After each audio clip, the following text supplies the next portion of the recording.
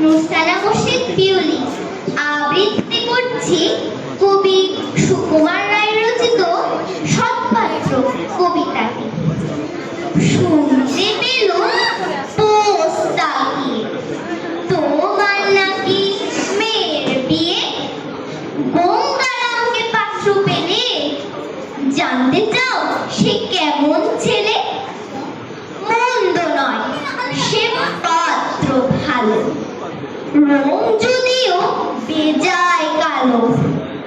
তার উপরে মুখের গঠন অনেকটা ঠিক বেচার মতন। বিদ্যে বুদ্ধি বলছি মশাই, ধন্যী ছেলের অধ্যবসায়। 19টি বার ম্যাট্রিক এসে ঘায়েল হয়ে থামলো শেষে। বিষয় আশয় গরিব বেজায়, কষ্টে সৃষ্টি দিন চলে যায়। মানুষ তো নয় ভাইগুলো তার, একটা পাগল একটা গর। আর একটি সে তৈরি ছেলে, জাল করে নোট গেছেন জেলে।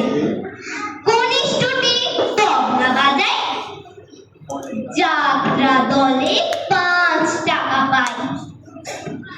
গঙ্গারাম তো কেবল ভোগে, পিলের জ্বর আর পাণ্ডুরোগে।